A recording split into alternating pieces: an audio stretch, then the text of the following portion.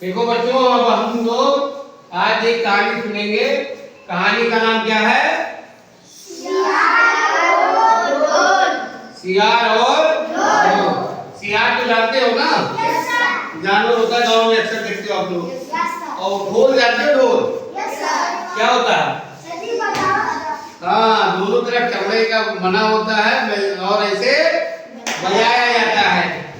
तो दो राजाओं के बीच में एक बार झगड़ा हुआ, लड़ाई हुई दो देश के बीच में। तो दो राजा थे, तो जब राजा लोग लड़ने जाते थे तो ढोल बजाने के लिए जाते थे। ढोल से जीत जाते थे तो वहां से सब बजाते गाते आते थे, खुशियां मनाते, है ना। तो लड़ाई हुई, एक राजा हार गया, एक राजा जीत गया। जो राजा जीत गया वो सब इधर खुशियां मनाते आ गए। वही उसका एक ढोल, जहां लड़ाई हो रही थी, वो ढोल वही छूट गया, भूल गए उसको, ढोल वही पड़ा था। ये लोग घर आ गए। अब क्या हुआ कि बहुत जोर से आंधी आई। क्या आया?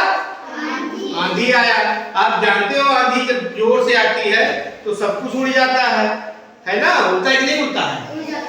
आंधी बहुत जोर से आ गई और ढोल उड़ा, उड़ के जाके एक पेड़ पे लटक गया। कहाँ लटक गया? पेड़ की डाली लटक गया। और ऐसे लटका कि दोनों तरफ पत्तियां डाल थे उसके। जब हवा चलती तो ढोल को लड़ता और ढोल बजता, है ना। अब उसी जंगल में एक शेर और एक सियार और सियारनी रहते थे। तो शेर जब सुनिए, सियार जब सुने तो कहे कि ये भाई कौन सा जानवर आ गया है, आज तक तो मैंने ऐसी आवाज नहीं सुनी थी। ये वो डर रहा था कि कोई जानवर आ गया है।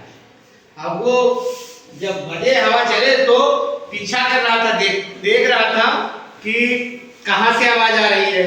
पीछा करते करते एक दिन वो उस आवाज तक वहां तक पहुंचा तो उसने देखा कि उस पर एक गिलहरी बैठी है। गिलहरी जानते हो ना? वो कुछ खा रही थी उसी पर बैठकर, और जब उसकी पूंछ लगती तब भी ढोल बज जाता। अब उसको समझ में आया कि ये तो गिलहरी है, उसने गिलहरी को भगाया, गिलहरी भाग गई। तो उसने देखा फिर वो ढोल बजा, हिल गया जैसे पेट डाली।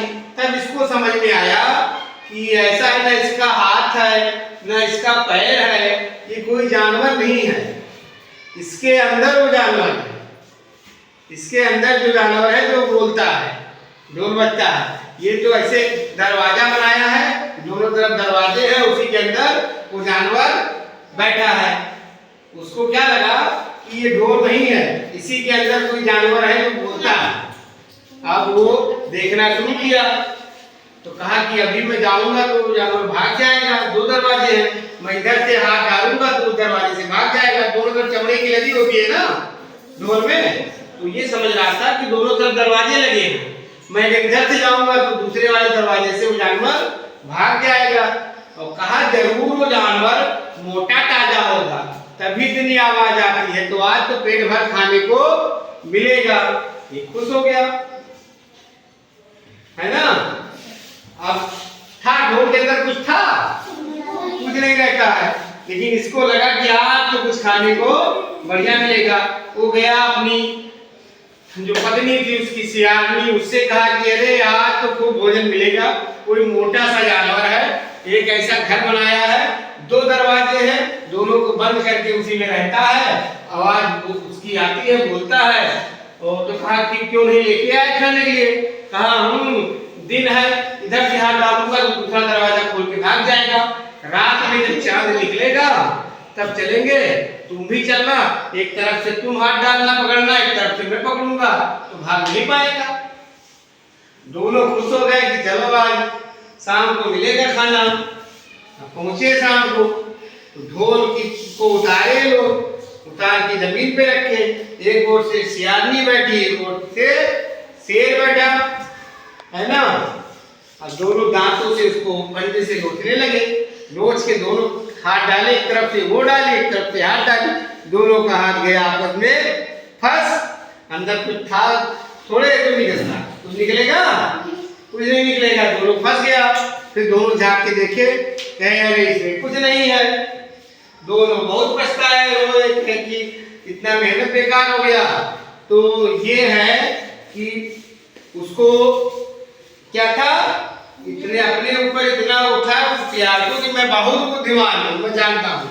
तो उसकी बुद्धिमत्ता थी, कुछ बुद्धिमानी थी, कुछ नहीं बुद्धिमान थी। वो ढोल में और जानवर में अंतर नहीं कर पाया। इसीलिए हमको इस कहानी से हमको ये सीख मिलती है कि हमको किसी भी चीज पर भरोसा करने से पहले सोचना चाहिए, है ना?